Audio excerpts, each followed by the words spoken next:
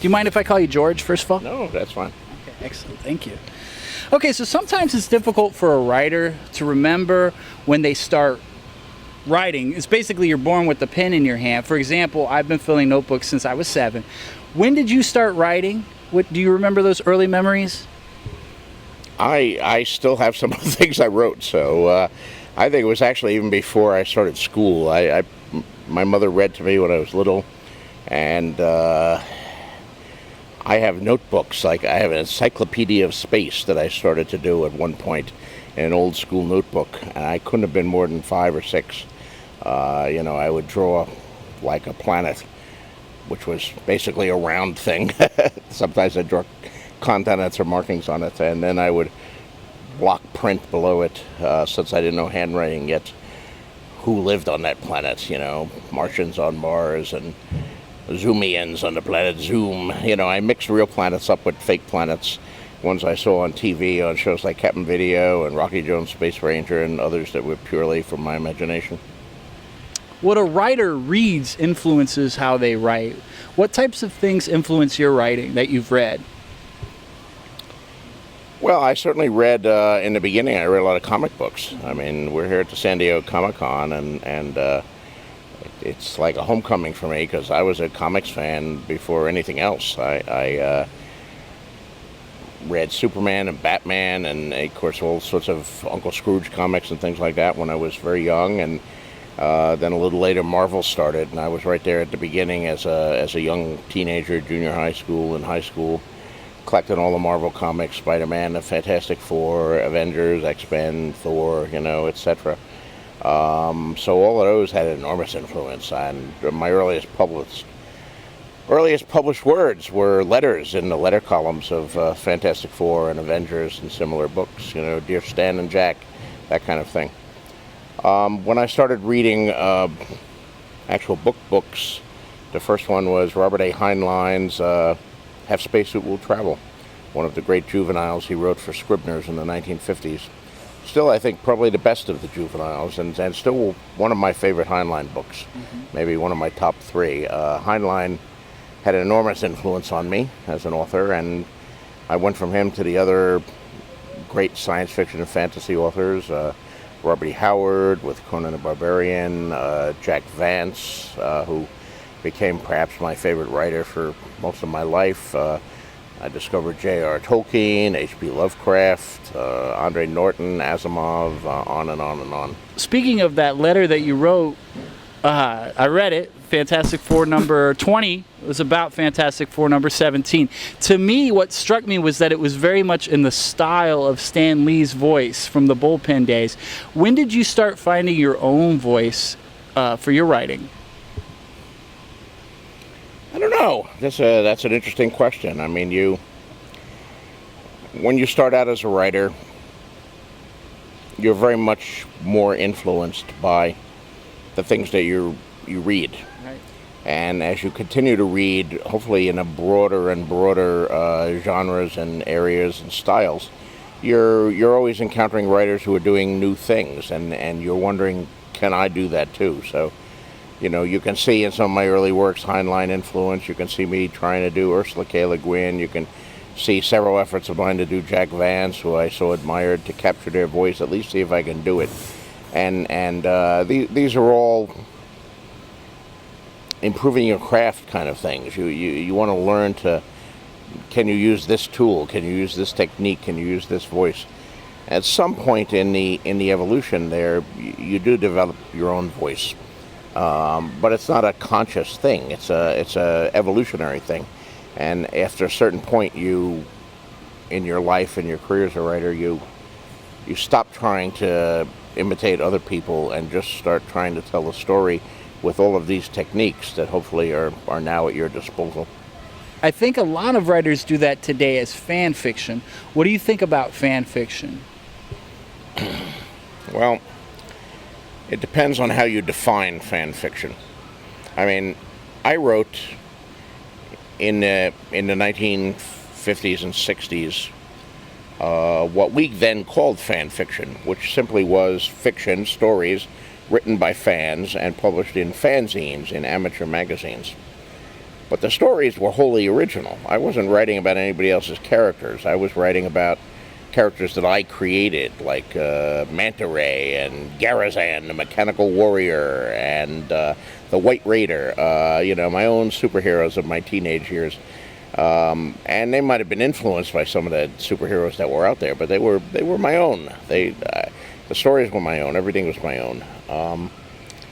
And I'm all in favor of that. I mean, fanzines, I don't know what the modern equivalent is. There must be things on the internets, but the old dittoed fanzines and mimeograph fanzines of my youth were a great and important part in my development, not only of me, but of many, many young writers and comic fans at the time. Today, fan fiction has come to mean something very different. It's come to mean taking the characters from an established franchise like Star Wars or Star Trek or Harry Potter and writing original stories in that. I'm not in favor of that. It's a copyright violation, and I don't think it's particularly good for the franchises to have this kind of derivative fiction out there, and I don't think it's good for the people writing it if they aspire to be writers. I mean, to be a writer, you need certainly to master storytelling and prose, but you also need to master world building and character creation. If you're borrowing all your characters and you're borrowing the world, you're never gonna get those aspects of your craft and be able to arrive at the point where you can create your own worlds and create your own stories. So you graduated with a journalism degree, which was kind of what you did back then when you wanted to be a creative writer. And you went into Clark University as the writer in residence. Seems like a pretty sweet gig, but you quit. What made you quit to become a full-time writer? Well, being a writer in residence, it was Clark College in Dubuque, Iowa. I taught journalism there for 2 years, and then I wanted to write more. So I said, look, I'll be a writer in residence. Instead of teaching 4 courses, I'll teach 1 course a semester. I'll continue to advise the school newspaper. And, you don't have to pay me, so it wasn't that big a thing here. But ultimately, I decided even that was taking too much of my time. Actually, and seriously, there was an incident that occurred late in the 70s when I was teaching college. I'd published a novel by then. Of course, I'd published a number of short stories. And my head was full of all the novels and so forth that I wanted to write. But I figured I had all the time in the world to write them. And meanwhile, teaching provided me with a steady income and a way to pay my mortgage and put my wife through college and the other things I was doing at the time. But I had a friend, another young writer. He wasn't quite as young as me. I was in my early 30s. He was 10 years older. He was 42 years old. And he'd started writing later than me, but he was a brilliant writer. And he won in 1977, he won the John W. Campbell Award for the best new writer in the field. Sold his first novel, had been nominated for a bunch of Hugo and Nebula Awards. Really a brilliant rising star, I think. And like 3 months after he won the best new writer, he died of a massive heart attack while at his typewriter. And it occurred to me when that happened, gosh, Tom was only 42 years old. He was 10 years older than me, but I'm thinking I got all the time in the world to write these billion books that I want to write. Maybe I don't. So maybe it's time to roll the dice and quit teaching, walk away from the security. I can always go back to it if I fail, if my books don't sell, if I can't pay my bills. I can always go back to it, but let's take the chance, let's roll the dice and see where it led. And I have never regretted that decision. I don't think any of us regret that decision, George. Who do you write for? Do you write for yourself? Do you write for your readers? Or do you write for your characters? Well, I create my characters, so I'm not writing for them. No, I write for myself. I think that's the only way you can really do it. You write the stories that you want to read. Those are the stories that are fun to write and that you're proud of writing afterwards. I've known writers who have tried to write for the readers. And the readers is such an abstract term, so essentially they're trying to write for the market. They're looking at what's being published, what's being successful, and they're saying, oh, look, stories about cats are really popular. I'll write a story about cats. Of course, by the time they finish it, the cat phase has ended, and now everybody's writing about parakeets. You can't kind of chase the market that way. You can't write in anticipation of, oh, this is very hot. For one thing, you don't do it well. You should write the stories that you want to write, the stories that excite you, the stories that you have a lot of passion and interest in writing. That's the stuff that you'll do best. I know people who are writing, like zombie book. I hate zombies, goddamn zombies. But zombies are popular right now. I have to write about zombies. Well, they can write a zombie book, but I don't believe they're ever going to write a good zombie book. If you want to write a good zombie book, you need to be like somebody like Max Brooks, who loves zombies. Yeah. I mean, I know Max. He gets up in the morning, eats zombies, he drinks zombies. Zombies are his life, and he's going to do the best zombie books of anybody in the world. And that's true no matter what your genre is or what your passion is. You write for yourself, and hopefully you find some other people out there who like what you're doing, and then you have some success. So for you, it's sci-fi and fantasy. What draws you to those genres? I like the imagination. I like the romance. I like the exotic feel of a certain kind of science fiction. I mean, I like science fiction, but I like a very specific kind of science fiction. The far future, the distant planets. I'm not a big fan of 10 years in the future. I was never a fan of cyberpunk.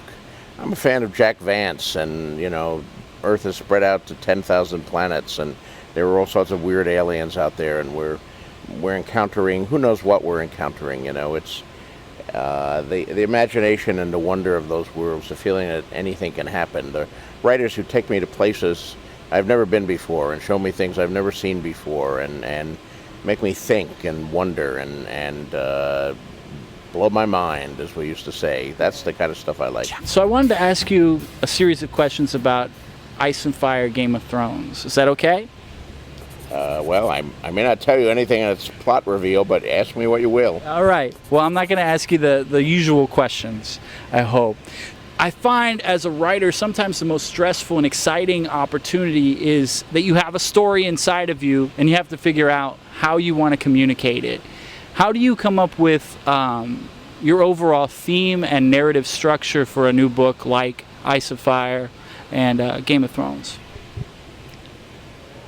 I don't think in terms of overall themes or things like that. The theme emerges from the writing of the book. I think in terms of character and incident and scenes, and one thing leading to another, and looking at the world and trying to tell the truth about it, whether it's the real world or a fictional world. I do see these scenes in my mind as a process of daydreaming, I guess. It's not night dreaming. People ask me if I dream my stories. I don't. But daydreaming, sometimes doing nothing. I mean, back early in my life when I lived in Chicago, I had a half-hour commute on the L to go to work. And just sitting there in the L and watching the streets of Chicago flash by, a lot of stories would come to me then. Just nothing to do. I didn't read a paper. I just gazed out the window, and that daydreaming, scenes would start coming, things and pieces of dialogue, and then you have to get it down before it fades onto the paper. The scenes exist in your head in a kind of pristine brilliance. The hard work is translating that to the paper, and you can see the battle, you can see the room, and now you have to describe it so the reader can see it too. And our instruments are words, which are wonderful things. I get drunk on words sometimes, but they're also stubborn, crude instruments that don't always fit what you want, and you hammer at the sentence, and it's still not getting across the way you see it in your head. So how do you make it get in the head, and what order do you put it in? That's the struggle. That's why writing's so hard. Absolutely. Which scenes started to emerge, or characters started to emerge first for Ice and Fire? Well, the first thing that ever emerged was the Chapter 1 of Game of Thrones, the scene where they find the direwolf pups. The prologue comes first in the book, was actually written 7th or 8th of the chapters, so that brand chapter was the first thing. Religion plays a huge role in Westeros. Is that how you pronounce it? Westeros or Westeros? Westeros. Plays a huge role, religion does, in Westeros. You went to Catholic school. Was that an influence on the religion? Yeah, to some extent, certainly. I mean, everything's an influence. The life you live is always an influence. And I've read about religion too. Of course, I've also read a lot of history. And if you know anything about the Middle Ages, you know that religion played a gigantic role. Not just in the everyday lives of people, but in the wars and the politics. You know, the Crusades were religious wars. The Albigensian Crusade, religious war. The what they now call the War of Religion in France, which is a dull term. We used to call it the War of the Three Henrys when I was a kid. That was a much better term. I don't know why they keep dumping these wonderful, colorful terms for these boring, generic ones. But so faith and religion and what people believe about where the world came from and what's a sin and what's not a sin and where we're going to go after we die, all of this colors people's worldviews. It affects the lives even of non-believers. The God of light, God of fire. What I find the most interesting about your book is that's the God that I least want to have powers. Maybe the seven to protect all those people that are praying to him for protection, but they never get protected. And yet Varys is castrated, it's sacrificed into the fire, and the fire speaks back. And then we have the theme, of course, of ice, of all of the evil that's coming when winter is coming. Is that, I guess what I'm trying to get at, is that what the fire and ice and fire is all about in the book? Well, I'll let you figure out what ice and fire is about in the book. But I will say, one of the most important things about the books is the structure that I use of viewpoint characters. You see everything through the eyes of a particular viewpoint character, and you hear things. I don't do omniscient narrative. In other words, I'm not telling these from the viewpoint of whatever god. So when you say the fire speaks back, well, Varys says the fire speaks back when he's telling the story, which is then being retold, and it's 30 years later.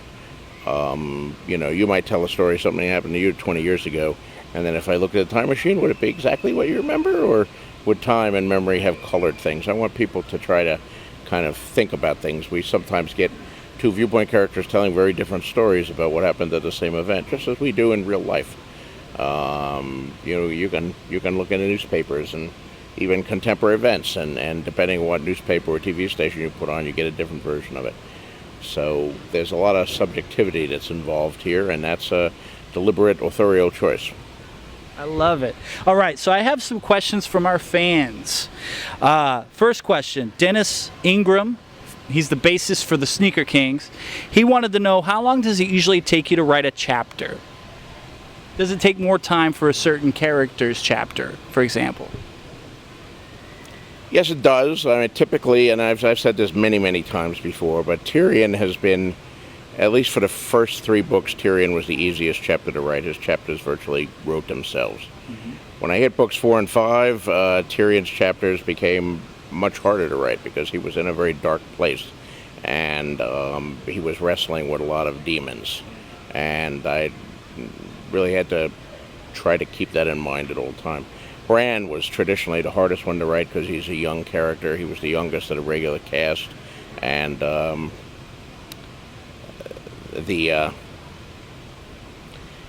it's difficult to write from the viewpoint of a kid because you know what's happening in the scene, but is the kid going to know what's happening in the scene? Is he old enough to understand?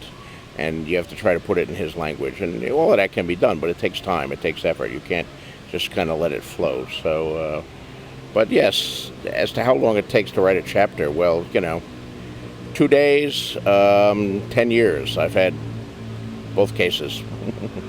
Xtina, she's Barrio Honey on the cover of Fresh Donuts, wants to know, when will you give Theon Greyjoy a break? Well, I don't know. I don't think in terms of giving the characters a break. But Theon has been through some rough times, mind you, but he's also done some awful things. So maybe it's karma.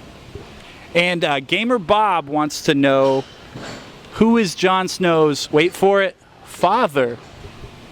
I don't answer any any of these foolish speculative questions. All right, one last thing. I have a picture here of someone. Who is this?